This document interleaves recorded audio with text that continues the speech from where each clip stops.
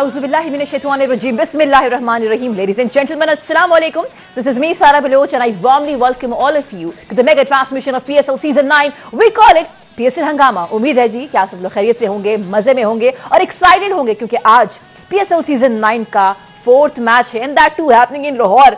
लाहौर का मौसम हवादार है कोई 2-3 दिन से। अब इसका मैच पे क्या असर पड़ता है, पेसर्स पे, स्पिनर्स पे, बैटिंग पे, इन सब पे बात होगी। लेकिन ये 3 जो मैचेस गुजरे हैं बड़े हाई स्कोरिंग रहे हैं। और अगर हम बात करें लाहौर की पिच के एतबार से, कदाफी स्टेडियम के एतबार से, तो वहाँ पर भी हाई स्कोरिंग मैचेस हमें देखे गए हैं। जो पहले बैट करता है उसको फेवर मिलती है। लेकिन चीज़ें इस बार कुछ अलग सी हैं।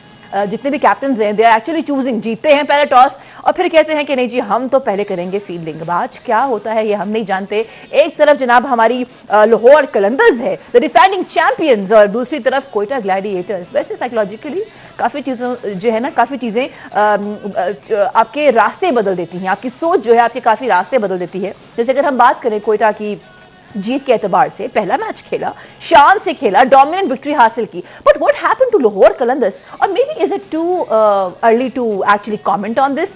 ये इसके ऊपर मजीद और डिस्कशंस होंगी। हमारे जो पैनलिस्ट हैं, शानदार पैनलिस्ट, अगर हम बात करें पाकिस्तान क्रिकेट के एतबार से, उनको कहा जाता है जीनियस दुनिया है क्रिकेट के, और बैकबोन समझा जाता था उनको बैटिंग लाइनअप का। मैं बात कर रही हूँ फॉर्मर कैप्टन सलीम मलिक साहब की। अस्सलाम वालेकुम सर, गुड इवनिंग। वालेकुम जी, कैसी हैं आप? I am all well. और साथ में जनाब धमाके खेज उनकी जो है वो बॉलिंग होती थी, हमारे फास्ट बॉलर, टेस्ट क्रिकेट की दुनिया का बहुत बड़ा नाम अब्दुल रऊफ भी हमारे साथ मौजूद है। अस्सलाम वालेकुम, गुड इवनिंग। वालेकुम सलाम। Gentleman you look great. एक तरफ जनाब येलो है, मस्टर्ड येलो, और दूसरी तरफ ग्रे। व्हाट अ कॉन्ट्रास्ट, क्या बात है। प्लानिंग करके हैं। ये प्लानिंग है। अच्छा, जहां तक बात है प्लानिंग की, इधर ही हम इधर से शुरू करेंगे। प्लानिंग क्या लाहौर कलंदर्स का जो पहला मैच हुआ था, क्या प्लानिंग का मसला आ रहा था या उनका मेन इशू बॉलिंग है? देखिए, प्लानिंग का इशू तो नहीं था। प्लानिंग तो उन्होंने ऑब्वियसली पिछले चैम्पियन हैं, बड़े वो जोश से आए थे मैच खेलने के लिए। मगर मेरा ख्याल है उनको जो असल प्रॉब्लम आ रही है वो उनकी स्पिन बॉलिंग में आ रही है, क्योंकि राशिद के ना होने से बहुत बड़ा एक गैप है जो लाहौर कलंदर में नज़र आ रहा है।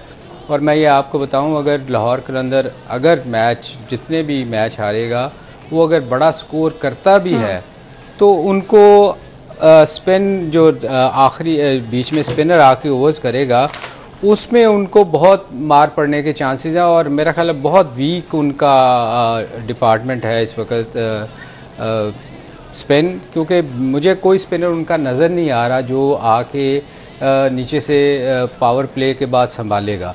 और इवन कई दफ़ा ऐसा होता है कि आप पावर प्ले में भी स्पिनर से ओवर्स करवाते हैं, तो उनके पास ऐसा कोई स्पिनर है नहीं। इब्रार से फिर भी कोयटा वाले चांस ले सकते हैं। तो मुझे जो लगता है कि जो एडवांटेज है कोयटा को, उनको एडवांटेज है कि उनका पैकेज कंप्लीट है, फास्ट बॉलिंग और स्पिनर। तो लाहौर कलंदर नो डाउट बहुत अच्छी टीम है, बहुत अच्छा खेल रही है, मगर उनके कुछ प्लेयर बहुत ज़्यादा सर्वाइव कर रहे हैं। जैसे रऊफ़ है, रऊफ़ पिछले 2 साल से उसकी बॉलिंग अच्छी नहीं हो रही, 10 से ऊपर की एवरेज दे रहा है। इवन शाहीन को अगर उनके कैप्टन को भी ले लें तो वो उसकी पेस वो वाली नहीं रही। वो कहाँ 145 पे करता था, अब वो 135 से ऊपर नहीं जा रही। तो ये चीज़ें ऐसी हैं जो मेरा ख्याल है लाहौर कलंदर के ख़िलाफ़ जा सकती हैं। 2-3 चीज़ें तो अब देखना ये है कि आज किसको एडवांटेज। मेरे ख्याल में कोयटा को एडवांटेज होएगा। अच्छा, जहाँ ये बात हो रही है वहाँ रऊफ क्योंकि ऑफ कोर्स पेसर हैं, और आज हम यही डिस्कशन कर रहे थे शाहीन के बारे में। अगर बात करें, हारिस के बारे में बात करें, तो हम ये एक्सपेक्ट करते हैं कि वो दमखम नजर आए, वो आए, विकेट्स लें और विकेट टू विकेट बॉल की जाए। आप लोग कल डिस्कशन भी कर रहे थे। लेकिन लास्ट मैच जो हुआ था between Lahore Qalandars and Islamabad United, what we have witnessed was Shaheen, जहादार, Haris Rauf, David Wiese, they were not really impressive, they were quite unimpressive। लेकिन शाहीन की जो इकोनॉमी थी वो 7.75 की थी, कुछ बेहतर थी, और रन्स उन्होंने 31 जो हैं वो कंसीड किए थे। I come back to you ji, because आप पेसर हैं, आप बेहतर बता सकते हैं। आज 2-3 दिन से लाहौर में का जो मौसम है हवादार सा है, सर्दी जाते जाते वापस आ चुकी है। तो क्या ये जो कंडीशन है, is it going to help the pacers और स्पिनर्स टुडे? जी बिल्कुल करेगी। और मेरा ख्याल है कि जो कंडीशन से बेसिकली फ़ायदा वही बॉलर्स उठा सकते हैं जो जिनके अंदर स्ट्रेंथ होती है और जो यूटिलाइज़ कर सकते हैं कंडीशंस को। मगर जिस तरह के हमारे जो बॉलर्स हैं T20 फॉर्मेट बहुत ज़्यादा खेल रहे हैं, जब तक आप लॉन्ग फॉर्मेट नहीं खेलेंगे, सीखेंगे नहीं, तो आपके लिए इन कंडीशन को यूटिलाइज़ करना बड़ा मुश्किल हो जाएगा। आपने कल मैच देखा होगा कराची का और उसका मुल्तान का, उसमें जो हमारे बॉलर थे मोहम्मद अली और उसके बाद डेविड विली आपने देखा होगा। ये दो ऐसे बॉलर हैं जो कंटिन्यूसली लॉन्ग फॉर्मेट खेल रहे हैं और इनको पता था कल थोड़ा सा डंपनेस आया, पिच में मॉइस्चर था थोड़ा सा, तो इन्होंने जो कंडीशन थी उनको अपनी फेवर में यूज़ किया और कराची को उन्होंने 130 रन पर आउट कर दिया। अब एग्जैक्टली यही होना चाहिए, क्योंकि आज भी ओवरकास्ट कंडीशंस है, हवा चल रही है और ये जो वेदर होता है, जो विंटर होती है, ये जो फास्ट बॉलर्स होते हैं उनको बहुत ज़्यादा ये सपोर्ट करती है। मगर अगर आपने लॉन्ग फॉर्मेट ना खेला हो और जो आपकी ये एक कंपोनेंट्स है फास्ट बॉलिंग की, आप उनसे अवेयर ना हो तो फिर बड़ा मुश्किल हो जाता है, फिर आपको ये कंसीड भी कर जाते हैं। अब जो आपने बात किया लाहौर कलंदर की, लाहौर कलंदर बेसिकली वो अपनी स्ट्रॉन्ग बॉलिंग पे खेलती है। उनके पास जो 4 बॉलर्स हैं वो पाकिस्तान के इस वक्त बेस्ट बॉलर्स हैं और पाकिस्तान टीम की जो T20 फॉर्मेट है उसमें भी यही चारों बॉलर्स खेलते हैं, मोहम्मद जवान, हारिस रऊफ, शाहीन अफरीदी और ये जो जहांदार। अब उनको जो जिस तरह सलीम भाई ने बात की, जब तक आपका पैकेज कंप्लीट नहीं होगा जो कि मुताबिकत रखता है सिचुएशन से, ग्राउंड से और पिच से, उस वक्त तक आपका सक्सेस रेट जो आप अचीव करना चाहते हैं वो हासिल नहीं कर सकते।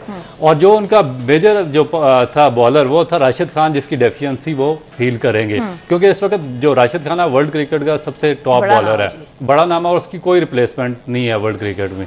दूसरी जानिब अगर आप कोयटा की टीम देखें तो उसमें 2 स्पिनर्स हैं जो कि सूट करते हैं पिच को, अकील हुसैन है और अबरार, दोनों यूनिफॉर्म और अच्छी बॉलिंग कर रहे हैं। तो मेरा ख्याल है कि जो अगर ओवरऑल एडवांटेज जो होगा वो कोयटा की टीम को होगा। अच्छा, ये मैं सॉरी मैं ये क्या जब बहुत तेज़ हवा चल रही होती है, जैसे अभी चल रही है शदीद बहुत, तो ये फास्ट बॉलर को प्रॉब्लम होती है? क्योंकि मैं कुछ एक वाकया सुनाऊंगा, मैं आपसे पूछना चाह रहा हूँ कि किसको एडवांटेज होता है, अगेंस्ट द विंड या विद द विंड? अच्छा ये सलीम भाई, ये आपने न्यूजीलैंड में खेला, वहाँ पे बहुत ज़्यादा हवा चलती है, वहाँ पे बहुत ज़्यादा डिसएडवांटेज होता है एक एंड से। तो फ़र्ज़ किया कि अगर इस जो पैसेज है इसका एयर का वो इस तरफ जा रहा है, तो जो राइट साइड से विद द विंड बॉलिंग करेगा उसको हेल्प मिलेगी। मगर अगर हवा का स्पीड बहुत ज़्यादा और जो अपोजिट साइड के विंड से आ रहा है उसको बहुत ज़्यादा रेजिस्ट करेगी जो एयर है, उसको अब इवन के क्रीज तक पहुंचना उसके लिए बड़ा मुश्किल होगा। रऊफ, हम ना अक्सर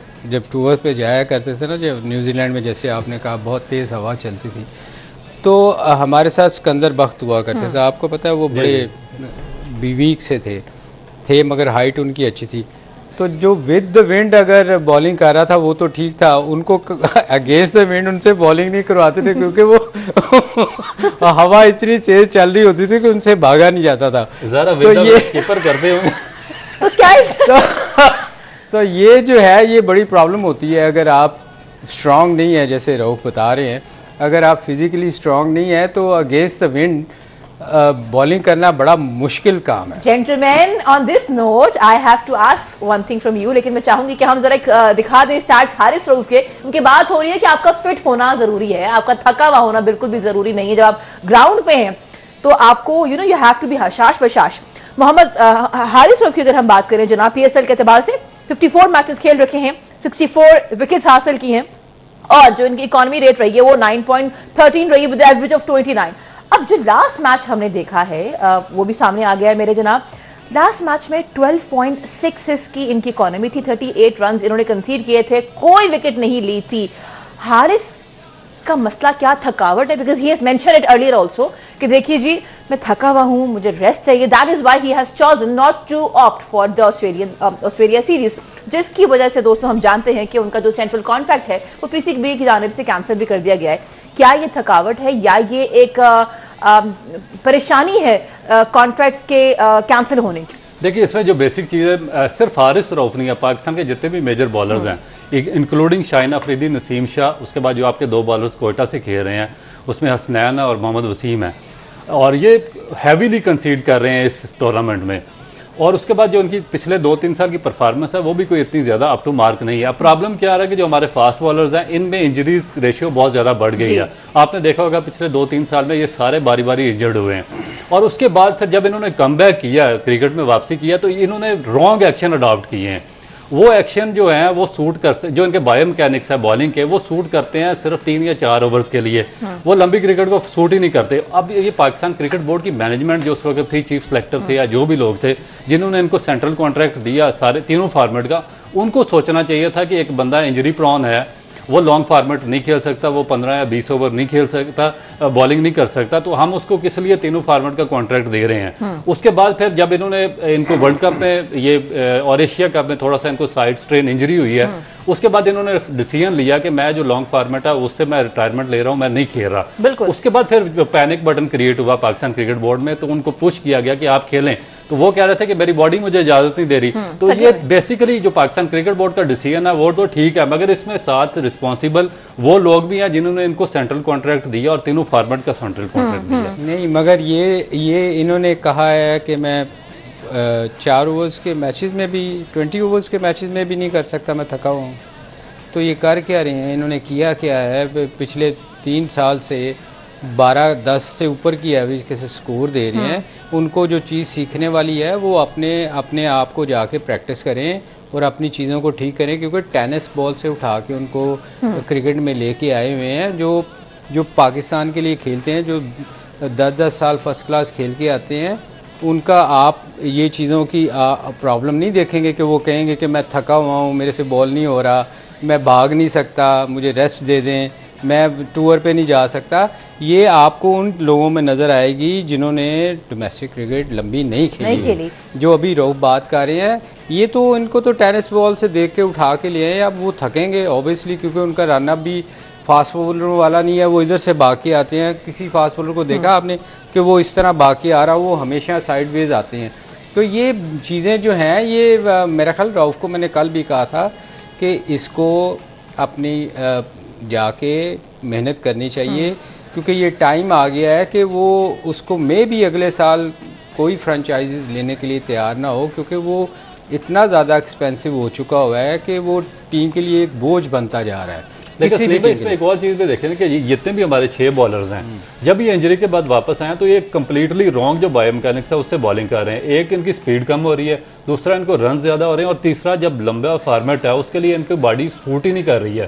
तो जो हमारा कोचिंग पैनल है या कोचिंग स्टाफ जो अरबों रुपए जिन पर इन्वेस्ट कर रहा है पाकिस्तान क्रिकेट बोर्ड, वो क्या कर रहे हैं कि अगर आप एक थोड़ा सा माइनर जो बायोमैकेनिकल फैक्ट्स हैं इन बॉलर्स के, अगर वही आप सही नहीं करवा सकते तो आप इतने बड़े बड़े पैसे वहां पर। अच्छा, ऑन दिस नोट मैं चाहूंगी, ये जो बात हो रही है कि जिस मैकेनिक्स के साथ हमारे फास्ट बॉलर्स जब इंजरी के बाद वापस आते हैं, देखिए हमने अभी नसीम शाह को भी देखा है मैच में, और वो किस तरीके से परफॉर्म कर रहे थे, यू वर देयर, और ये कह रहे थे कि हो सकता है कि दोबारा इसको ट्रिगर करे, इसका ये जो इंजरी है हो सकता है दोबारा हो जाए। हारिस रऊफ की बात हो रही है, जैसे आपने कहा कि भाई ये तो एक इंक्वायरी तो हो गई, उनको पनिशमेंट भी मिल गई ना, उनका कॉन्ट्रैक्ट जो है वो कैंसिल कर दिया गया। लेकिन मैं आपसे पूछती हूँ, क्या ये सिर्फ गलती और सजा सिर्फ हारिस के लिए ही लिखी है, या वो लोग जो इन्वॉल्व भी थे, बिकॉज वो इन्वॉल्व थे तभी तो ये फैसला हुआ था? ये तो क्रिकेट बोर्ड का फैसला है ना, उनको करना है कि क्या हमने वो बंदे इतने कॉम्पिटेंट रखे हुए हैं कि नहीं, जो रऊफ बात कर रहे हैं कि ये चीज़ें देखें आप। अकेडमी किस लिए बनाई गई है, वहाँ जाके जिन लोगों को प्रॉब्लम है उनको जाके आप ठीक करें, और वो कौन ठीक करेंगे, जो प्रोफेशनल लोग हैं। रऊफ इसलिए बात करते हैं, मैं हमेशा इसकी बात करता हूँ, क्योंकि इसने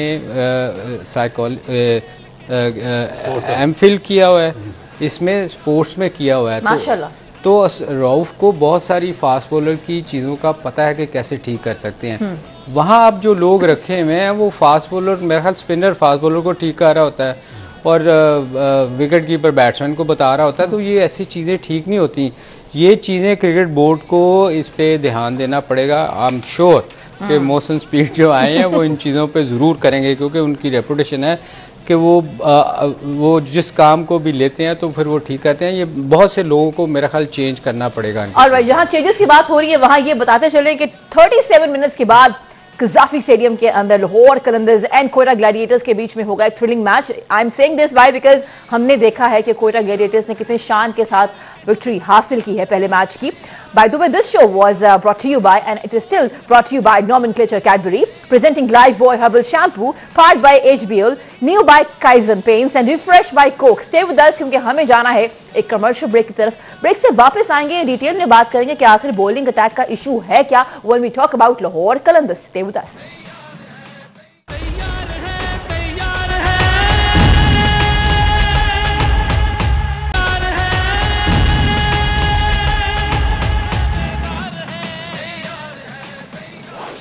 वेलकम बैक जी। आप देख रहे हैं पीएसएल हंगामा। It is a special transmission क्योंकि पीएसएल का जो सीजन 9 है उसके प्रॉपर मैचेस का आगाज हो चुका है। फोर्थ मैच है happening in Lahore Gaddafi stadium. बड़ा आज एक एक्साइटमेंट सी है बच्चों में, बड़ों में। हर कोई चाहता है जिनका ताल्लुक लाहौर से है, पंजाब से है, कि जीत हो तो वो लाहौर कलंदर्स की हो। अभी हम देख रहे थे टॉस के बाद शाहीन ने फैसला किया है कि वी विल बैट फर्स्ट। अभी डिसीजन कैसा है, I will directly move towards my panelist और उनसे पूछते हैं कि उनकी इस पे टेक क्या है। Ji, what is your take on the decision of Shaheen opting for bat first? देखिए, मेरा ख्याल है कि मुझे तो ऑब्वियस यकीन करें, मुझे अच्छा नहीं लगा कि वो बैटिंग कर रहा है। उसकी रीज़न मैं आपको बताता हूँ। उसकी रीज़न ये है कि इनकी बॉलिंग वीक है। जैसे हमने पहले कहा था कि इनका बॉलिंग अटैक वीक है, तो इनको पहले बॉलिंग करनी चाहिए थी। चूँकि आप हमेशा अपनी स्ट्रेंथ देख के डिसीजन लेते हैं। अगर आपकी बॉलिंग वीक है, स्पिन अटैक आपका अच्छा नहीं है, अगर आप 200 भी करते हैं तो चांसेस है कि वो चेज़ कर सकते हैं। उनके पास रॉय और ऊपर के उनके बैट्समैन दोनों शकील शकील, ये दोनों बहुत अच्छा खेले हैं। तो अगर इनको अगर स्टैंड मिलता है तो नीचे से इनकी आउट करने वाले बॉलर कोई नहीं है। तो मैं समझता हूँ कि शाहीन को, और सेकंड इनिंग में वैसे भी ड्यू फैक्टर अगर आता है, थोड़ा बहुत भी आता है, तो वो एडवांटेज सेकंड बैटिंग वाले को है। और पिछला मैच भी ये हारे हैं इसी वजह से। तो इनको समझ आ जानी चाहिए थी कि इनकी बॉलिंग स्ट्रेंथ वो नहीं है जो होनी चाहिए। जो हम कह रहे हैं कि कम्बिनेशन टीम का देख के आपको डिसीजन लेना चाहिए। तो मेरे ख्याल में इनको ये सोचना चाहिए था कि सेकंड इनिंग में हमने अगर 190 200 भी करते हैं तो आखिरी ओवर्स कौन करेगा, क्योंकि इनके पास स्पिन अटैक वो नहीं है। राशिद ना होने की वजह से इनको अपने डिसीजन पे थोड़ा सा मेरा ख्याल सोचना चाहिए था। जो इनके थिंक टैंक बाहर बैठे हैं उनको इस डिसीजन को मुझे अच्छा नहीं लगा वैसे। अच्छा gentleman, there is a change. आज की प्लेइंग 11 में एक चेंज है और वो चेंज अभी हम डिस्कशन कर रहे थे मैं और रऊफ, और वही बात जो है वो साबित हुई। जिम्बाब्वे के सिकंदर रजा वो खेलेंगे डेविड वीजे की जगह, बिकॉज जब वो खेल रहे थे हमें उस दिन हमने देखा कि वो शिकायत कर रहे हैं, कुछ उनकी इंजरी है शटांग की। सो लेट्स सी कि वो कहाँ तक पहुंचती, शायद वो नेक्स्ट मैच में साथ हो। लेकिन आज सिकंदर रजा जहां खेल रहे हैं वहां पे वेस्ट इंडीज के कार्लोस ब्रैथवे भी खेल रहे हैं। सो ये तो दो चेंजेस हैं लाहौर कलंदर्स में। यू थिंक कि ये इंपैक्टफुल साबित हो सकते हैं दोनों? देखिए, मेरा ख्याल है कि सिकंदर रजा की जो चेंज है वो काफ़ी पॉजिटिव है, क्योंकि सिकंदर रजा को बहुत एक्सपीरियंस है और पास्ट में बड़ा अच्छा वो परफॉर्म भी कर चुके हैं, लाहौर से भी कर चुके हैं, और जो ये सब कॉन्टिनेंट है वहाँ पर उनकी परफॉर्मेंस बड़ी अप टू मार्क रही है। ना सिर्फ बैटिंग में बल्कि वो बॉलिंग बहुत अच्छी करते हैं और बड़े यूटिलिटी स्पिनर्स हैं। बाज़ मौके पे उन्होंने जिम्बाब्वे के लिए जो शॉर्ट फॉर्मेट है उसमें बड़ी सक्सेस रही है, और स्पेशली जो लीग्स होती हैं उनमें उनका सक्सेस रेट बहुत अच्छा है। तो मेरा ख्याल है कि उन्होंने ये कंसिडर किया है जो लाहौर कलंदर की मैनेजमेंट है, क्योंकि राशिद खान की डेफिशिएंसी डेफिनेट फील कर रहे हैं, स्पिन लैग कर रहे हैं, और उनका बैटिंग के अलावा इनको खिलाने का पर्पज़ मेरा ख्याल है कि यही है कि शायद वो अगर 3 ओवर कर जाते हैं तो उसमें जो एक एक्स्ट्रा बहुत बड़ी सपोर्ट इनको लाहौर कलंदर की जो बॉलिंग मिस कर रही है वो मिल सकती है। मगर ब्रैथवे किसकी जगह इन्होंने खिलाया है? मेरा नहीं ख्याल कि वो, तो मैं पिछले कई सालों से देख रहा हूँ कि उसकी परफॉर्मेंस तो बिल्कुल ही 4 छक्के उसने मारे थे वो एक वर्ल्ड कप में। उसके बाद कभी मैंने आज तक उसको 10 स्कोर करते नहीं टीम नहीं है। ये जो जितनी भी पीएसएल की टीमें हैं मेरे ख्याल में बड़ी सरप्राइजिंग इन्होंने पिक्स वगैरह की हुई हैं, क्योंकि बाज़ प्लेयर्स ऐसे हैं जिनकी कंटिन्यूसली फेलियर है और काफ़ी पास्ट वो अपना जो प्राइम टाइम है वो गुजार चुके हैं। जिस तरह पोलार्ड है, उसके बाद ये आप ब्रैथवेट की आपने बात की, इसका प्राइम टाइम कब था? ये आज तक 4 छक्कों के अलावा आपने बात अच्छा, आप लोगों ने बात की ब्रैथवे किसकी जगह खेल रहे हैं, तो वो लॉर्कन टकर की जगह खेल रहे हैं, जो स्पिनर थे। जी बिल्कुल। जी। तो is it a good addition? मैं ये पूछना चाह रहा हूँ कि रऊफ इसका प्राइम टाइम कब था? सर वही एक वर्ल्ड कप पे 4 एक मैच, उसके अलावा कोई इनका प्राइम टाइम आज तक नहीं आया। तो मेरा ख्याल है कि पाकिस्तान के जो जब पिक करते हैं हमारे जो पीएसएल के मैनेजमेंट है, तो उनको देखना चाहिए कि जो करंट फॉर्म में है, जो यंग प्लेयर हैं जो परफॉर्म कर रहे हैं, और जो एक काफ़ी ज़्यादा जो रोल मॉडल्स हैं यंग फॉलोअर्स के लिए, उनको पिक करना चाहिए, बजाय उनको आप ये पुराने प्लेयर्स उठाकर ले आते हैं। तो मेरा ख्याल है कि इसमें भी थोड़ा सा ये रिश्तेदारी वाला सिस्टम ही चल रहा है। जैसा डेविड सैमी को पेशावर ने बिठाया हुआ है, उधर विव रिचर्ड बैठे हुए हैं उसमें कोयटा ग्लैडिएटर के, यहाँ पे ब्रैथवेट को बुला लिया, कराची वालों ने पोलार्ड को बुला लिया, तो अजीबो गरीब खिचड़ी, यानी कि आप किस बेस पे इनको पिक कर रहे हैं? ये मेरी समझ से रऊफ का ये कहना है ओपनली बहुत कि देखिए जी ये मेरिट पे नहीं है, आपके स्टैट्स जो है वो आपकी प्रेजेंस को जस्टिफाई नहीं करते हैं, परफॉर्मेंस अगर बेहतर होती तो ये बात ना होती।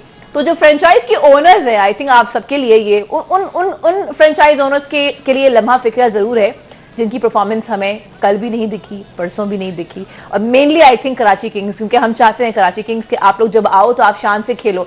तो ये हम आपके ऊपर भी गुफ्तगू करेंगे, लेकिन फिलहाल हम फोकस करते हैं जनाब आज के मैच पे। अब आपको चेंजेस पता चल गए। Are you still vouching for Quetta Gladiators और आर यू होपफुल के आज लाहौर कलंदर्स के नसीब में जीत होगी? देखिए लाहौर कलंदर ने पहले बैटिंग की और बैटिंग में भी इनकी काफ़ी डेप्थ है ना, सबसे ज़्यादा फरहान है इनके पास, उसके बाद फ़खर ज़मान है जो कि चेंज कर सकते हैं। अगर ये टोटल अच्छा करने में कामयाब हो जाते हैं तो उसके बाद जो जिस तरह सलीम भाई भी बात कर रहे थे कि इन्होंने क्यों पहले बैटिंग की है, सेकंड बॉलिंग क्यों की है, तो मेरा ख्याल है कि अभी तक इनके एक जो बैक ऑफ माइंड ये चीज़ है कि जो उनकी बॉलिंग लाइन है वो इनका बड़ी स्ट्रॉन्ग, इनका स्ट्रॉन्ग और इनका स्ट्रॉन्ग वेपन है। और उसमें अगर स्ट्रेंथ इनकी देखे कोयटा ग्लैडिएटर की, तो मेरा ख्याल है कि इनको अगर ये अच्छा टोटल करते हैं 185 प्लस, तो इनको स्ट्राइक करना पड़ेगा इस पे जेसन राय पे। अगर अर्ली ऑन ये जेसन राय को आउट करने में कामयाब हो जाते हैं तो बाकी फिर इतनी ज़्यादा मुझे डेप्थ इसमें कोई बहुत ज़्यादा कोई नज़र नहीं आ रही कोई। मगर मैं रऊफ मुझे लग रहा है कि अगर आप इस लाहौर कलंदर में भी देखें, जैसे ही ये आउट होता है ऊपर से फ़खर, और साहबज़ादा जो है वो एक नया प्लेयर है, वो अच्छा, उसने बहुत अच्छा खेला है पिछले मैच में, है डोमेस्टिक में बहुत अच्छा करता रहा। मगर मैं पिछले मैच में उसकी कुछ टेक्निक मुझे बैटिंग करते हुए मैंने देखी थी कि उसको अगर आउट स्विंग आगे की जाए ना तो वो उसको प्रॉब्लम हो रही थी। वो छोटी सी टांग से सीधी टांग ले जाके खेल रहा था, वो ऑफ साइड पे उसको अगर कोई थोड़ा सा सेंसिबल बॉलर होएगा ना तो आगे उसको आउट स्विंग करेगा बाहर, तो वो उसको आउट करने के उसके बहुत चांसेस हैं। तो मेरे ख्याल में अगर फ़खर ज़मान अगर स्कोर नहीं करता तो लाहौर कलंदर के लिए भी बड़ी मुश्किल होगी। देखिए इसलिए में इसमें दो और भी बैट्समैन है क्योंकि टेक्निकली साउंड है, इस तरह अब्दुल्ला शफीक है, उसके बाद डोसन ने लास्ट मैच में 70 रन किए हैं, और उसके बाद इनके सिकंदर रजा आ जाए हैं। तो थोड़ी सी जो कोयटा की निस्बत अगर इनकी बैटिंग लाइन देखें तो उसमें डेप्थ थोड़ी सी ज़्यादा मुझे नज़र आ रही है। मगर हाँ नहीं बिल्कुल ठीक कह रहे हो आप, मगर इसमें एडवांटेज आपको पता है पहले 6 ओवर्स का बहुत एडवांटेज होता है, उसमें फ़खर ज़मान से बेहतर कोई प्लेयर नहीं है। अगर वो चल जाए तो देखे ना, अगर वो अर्ली ऑन अगर वो स्ट्राइक कर जाता है 6 ओवर्स में तो फिर लाहौर कलंदर के लिए बड़ा चांस है कि वो बड़ा स्कोर करेंगे।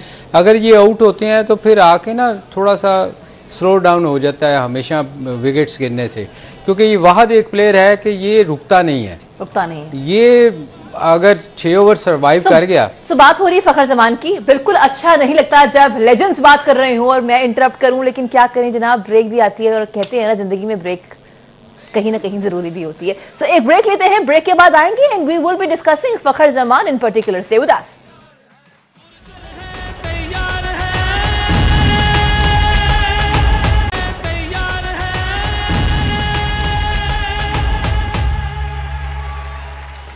Welcome back. You're watching the special transmission of PSL Season 9. We call it PSL Hangama, and this show has been brought to you by Nomenclature Cadbury, presenting Lifebuoy Herbal Shampoo, powered by HBL, new by Kaizen Paints and refresh by Coke. जहाँ ये सारी बातें हो रही हैं वहाँ पे PSL है जनाब, और कुछ अच्छा तो होना ही चाहिए, और अगर कुछ मीठा हो जाए तो आइसिंग ऑन द केक वाली बात हो जाती है। एक इनिशिएटिव हमने देखा है कैडबरी डेयरी मिल्क की जानिब से। I still remember when I was hosting this world cup transmission, और मैंने देखा उनका इनिशिएटिव किस तरीके से लड़कियों को, औरतों को पूरे पाकिस्तान से वो लोग बहुत मोटिवेट कर रहे हैं कि वो लोग क्रिकेट फ्रेटर्निटी का हिस्सा बने, वो लोग 6 मंथ्स का एक स्कॉलरशिप प्रोग्राम ऑफर कर रहे हैं, और कैडबरी डेयरी मिल्क का अवार्ड भी दिया जाएगा इस बार PSL सीजन 9 में। सो एक काविश जो उन्होंने वर्ल्ड कप में शुरू की थी 6 मंथ्स का स्कॉलरशिप प्रोग्राम, उसको दोबारा से उन्होंने इनिशिएट किया है ऑन दिस PSL सीजन 9। मैं चाहती हूँ वो तमाम लड़कियाँ, वो तमाम औरतें जो घर में बैठ के हमारा शो देख रही हैं, बल्कि भाई उनके भाई शो देख रहे होंगे, उनके अब्बा शो देख रहे होंगे, तो अपनी बच्चियों को ज़रूर मोटिवेट करें, क्योंकि देखिए हमारी जो पाकिस्तान की वुमेन क्रिकेट टीम है नाम रोशन कर रही है, बड़े बड़े नाम पाकिस्तान को रिप्रेजेंट कर रहे हैं पाकिस्तान से बाहर। सो यस, आप भी इस कैंपेन का हिस्सा बन सकते हैं। इसकी अच्छी बात यह है कि 6 महीने का जो ड्यूरेशन है उसमें इक्विपमेंट वगैरह सारी ट्रेनिंग का जो जिम्मा है वो कैडबरी ने अपने जिम्मे लिया है। That's the beauty of this program. Having said that, www.cadburypakistan.com पे जाएंगे, अपने आप को रजिस्टर करेंगे और देखिए, हो सकता है जैसे रोज ये जो कैंपेन है कुछ ऐसे है कि रोज अगर 100 रन से ज्यादा किसी भी टीम ने रन ऑन बोर्ड किए तो जैसे ही 100 रन आए कैडबरी के डेयरी मिल्क का अवार्ड जो है वो आपको दे दिया जाएगा और आप देख लेंगे उसको ग्राउंड में। सो ये एक अच्छी चीज थी। जहां ये सारी बातें हो रही हैं वहां पे एक और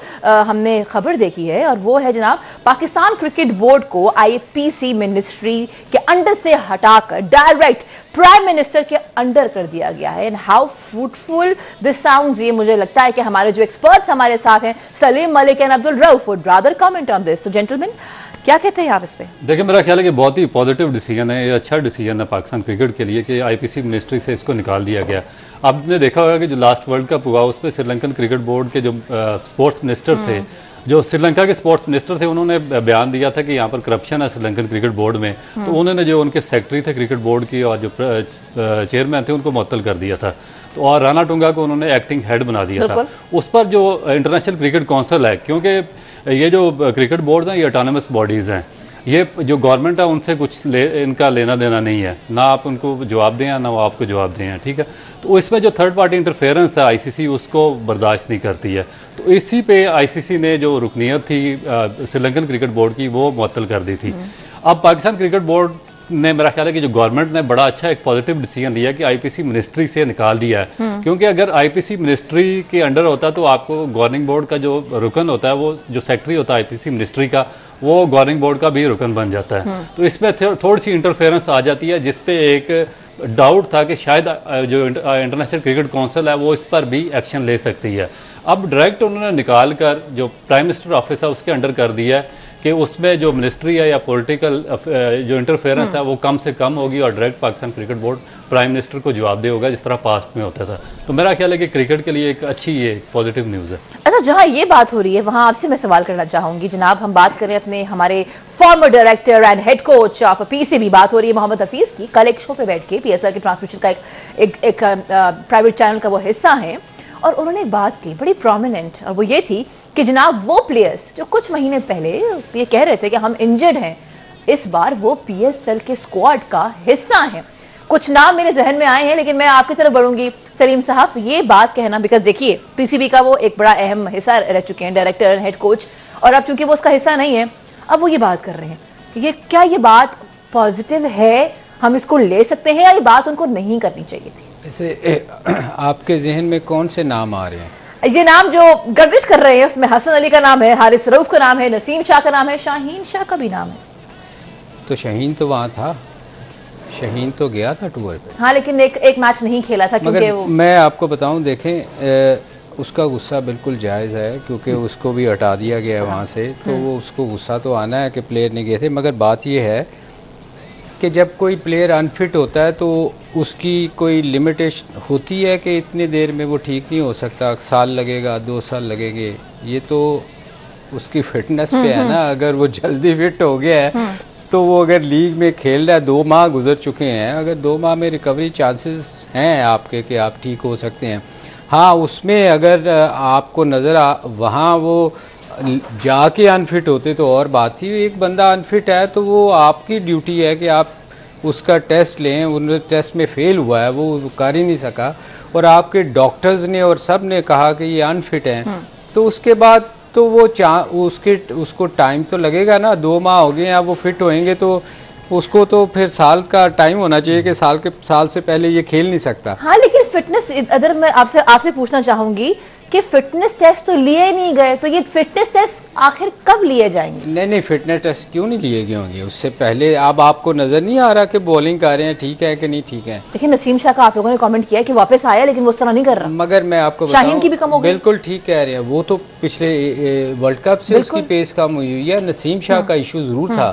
नसीम शाह की जो कल आपने बॉलिंग देखी है उसमें अगर आप देखें, नसीम शाह की प्रॉब्लम नहीं थी, किसी भी बॉलर की बॉल पीछे विकेट कीपर तक नहीं पहुंची थी। इसका मतलब है कि विकेट कल बहुत स्लो थी, जिस वजह से आपको नसीम शाह बहुत, आई एम सो सॉरी, बात है बहुत इंपॉर्टेंट, लेकिन हम इसको कैरी ऑन करेंगे क्योंकि हम आपके साथ होंगे जनाब सेकंड लेग में। जी हाँ, 11 से 12 हम होंगे आपके साथ, पोस्ट मैच डिस्कशन होगी, एंड आई एम श्योर आज का मैच बहुत ही थ्रिलिंग होगा।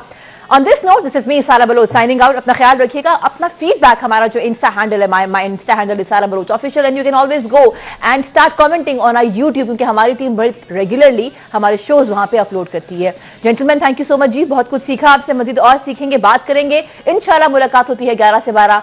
जाते जाते एक साथ कहेंगे पाकिस्तान जिंदाबाद.